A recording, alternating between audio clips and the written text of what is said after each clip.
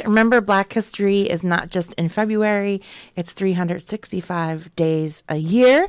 When we come back to the People Power Lunch Hour show, we'll speak with a Civil War reenactor, Earl Weeks, who's also a Philly Cam member and producer. He'll talk about some of his reenactment work and also how Caddo organized Black men in this area to serve in the Army and in the Civil War. Thanks so much for watching and listening. We'll be right back.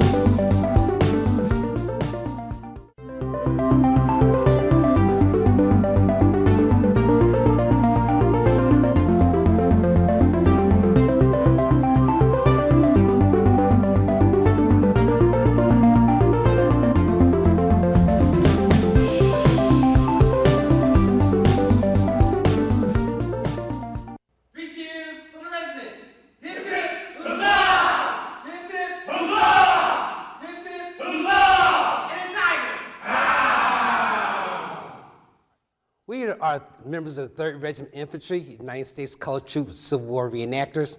We are a nonprofit charitable organization here to educate the masses in the history and service of the blacks that fought during the Civil War.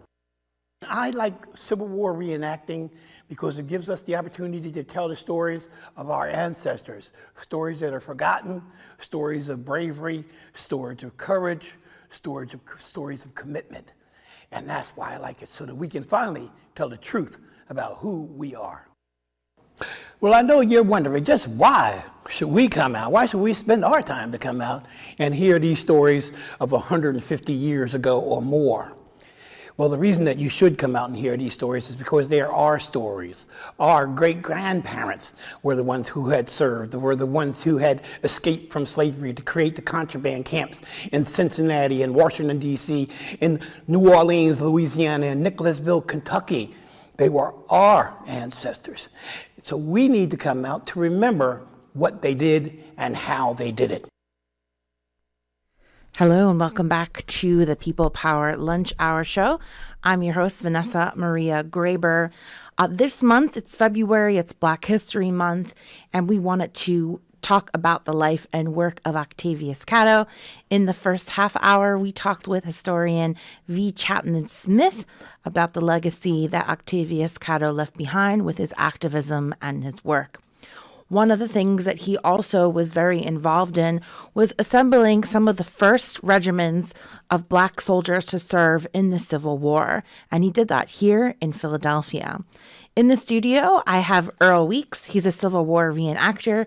He's also a producer here at Philly Cam, so he works with us creating TV projects, and he's going to talk about his work as a Civil War reenactor and again, the work of Octavius Catto in organizing Black troops and that legacy that he left behind in that regard. Welcome to the show.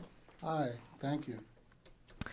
Can you talk about their Civil War reenactments and, what it meant at that time to have Black soldiers serving in the war? As V. Chapman mentioned that at first when they tried to bring troops to Gettysburg, there was an emergency call for more troops. And Octavius Catto said, let's start getting some Black soldiers on the line. They didn't want them to serve initially, but then later on, they were able to serve in the war. And they did a lot of that training and recruitment here in Philadelphia. Can you give a short history about what happened during that time? Okay. So Octavius Catto, a bunch of students and other people from the school that he was with, they went to Gettysburg to fight, but they took their weapons from them because they were Black. They didn't want them to have weapons. They didn't want them to shoot other people. So they took their weapons from them and sent them home. But that was, in 1863, Abraham Lincoln came out with the Emancipation Proclamation. So the Emancipation Proclamation actually, it said that slaves were free, but only in the southern states, those states that were in rebellion. Since Lincoln was not in charge of those states, it really carried no weight. But he also used the Emancipation Proclamation to allow Black men to be able to fight. And then what happened once he made that in July, they start making boot camps. Camp William Penn was the one that was made here outside Philadelphia, in what we call today Cheltenham, in the Lamont section. And it's called the Lamont section because Lucretia Mott used to live there, and her family. And what they did was they rented the area to the government for $1 for the duration of the war to be used for colored troops there. So when Octavius Catto was recruiting, he recruited men to come to Camp William Penn. There ended up being 11 regiments of Black men that graduated from there.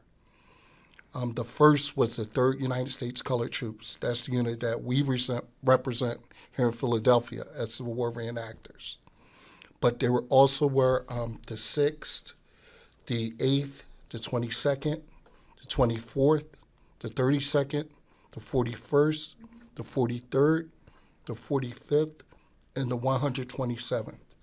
And they were all called the United States Colored Troops. That was the designation that was given to them. And, sometimes when we say it today, people look at it as funny, but that's the term they used back then. So we carry it too. A lot of people know about the 54th Massachusetts. They were also considered colored troops. They just don't use the name determination. Also, there was actually a regiment from the 54th that were recruited, and they were from Philadelphia. Earl, how did you get involved in being a Civil War reenactor? Oh, my goodness, that's a crazy story. I was actually one of my friends. We're in disabled veterans group and stuff, and he was one of the founders. And I seen him walk around in uniform. I never paid any attention. But I was taking this class at Community College of Philadelphia, corporate video. And I decided I wanted to do a documentary on them. So I go to this meeting, and I'm like, I am not joining. I will not join this unit. So they're talking to me, and I'm talking to them, and they're telling me their stories. The next thing I know, I take out my wallet, pay $10. And, even to today, 16 years later, I'm still saying I'm not joining. And so talk about some of the work that you do as reenactors. Where do you do the reenactments? And what's the history that you'd like to convey to people when you do the reenactments? Okay, so we do not only reenactments, because everybody, when they sees us dressed, is there a reenactment?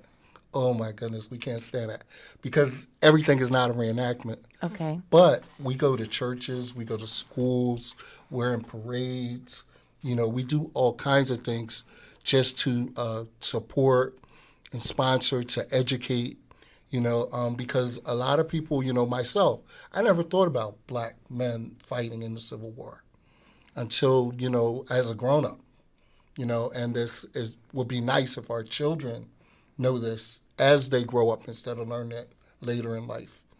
In a way, it's an extension of your media work, because you're telling a story through this work, right? You're storytellers.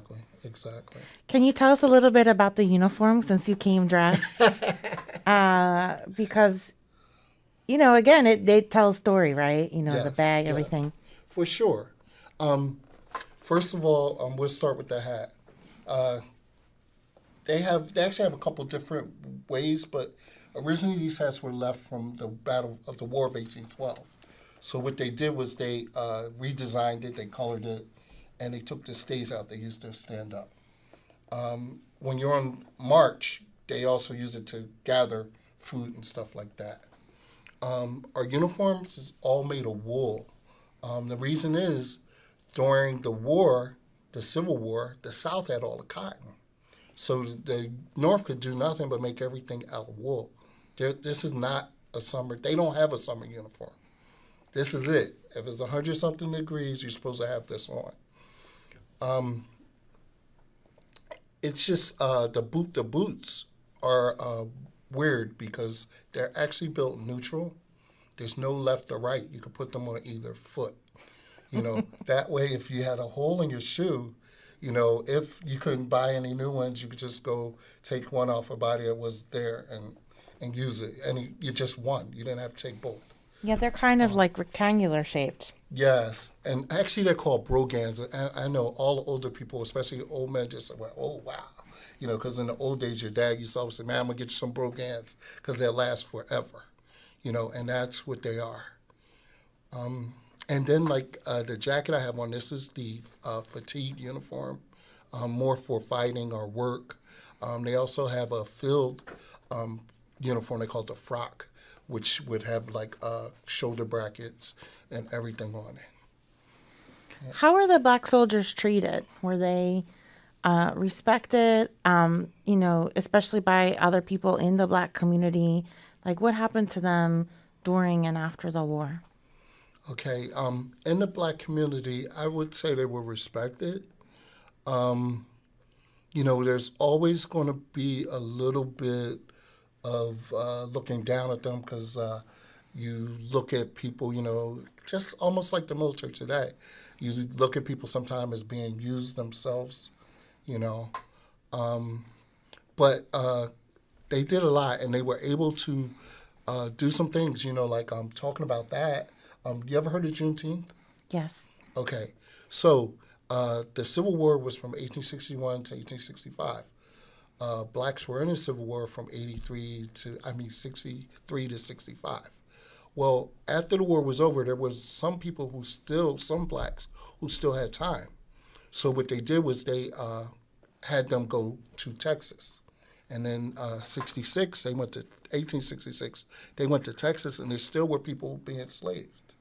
So when they got there, something about the 54th, too, if you saw Glory, you saw where they had a thing about not getting paid correctly. Mm-hmm. So by that time, they caught up with the pay. And these soldiers had so much pay. So when they told the slaves that they were free, they ended up having a jubilee and, like a big, huge party. So the slaves bought food and things from the plantations. The soldiers took and paid for other things. So that's what we celebrate today as Juneteenth. What impact did the addition of these 11 regiments have on the Civil War? A lot, a lot of times we say it made the difference. One of the difference when I talked about the Emancipation Proclamation before was that the secret of the slaves being freed from the South is that they were helping the Confederates, digging, horses, cooking, all kinds of stuff. So what happened was, as the North came, the soldiers made it to South. The slaves escaped, and then they became soldiers themselves. So that helped weaken the South. That was one of the biggest weapons. And can you talk about what went on at Camp William Penn and its historical significance? Yes, Camp William Penn, they, of course, they had a lot of different training. Frederick Douglass actually came there and talked to the troops. Harriet Tubman came and talked to the troops. A lot of people actually died before they left Camp William Penn because they didn't know what we know about germs. The doctors would wash their hand in a basin and then put their hand inside somebody and touch someone with fever and wash their hand in the same basin. They knew nothing about germs, so a lot of people died there. But it trained the troops to be able to fight, and they gained a lot of medals of honor and stuff. Actually, one of the guys in our regiment is related to Sergeant Carney. He was in the 54th Massachusetts. He's the first black soldier to win the Medal of Honor for his gallantry at Fort Wagner in South Carolina. That was in the movie Glory.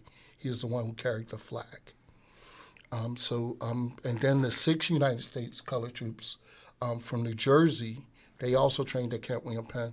They won many medals of honor and battles in Virginia especially. Yeah.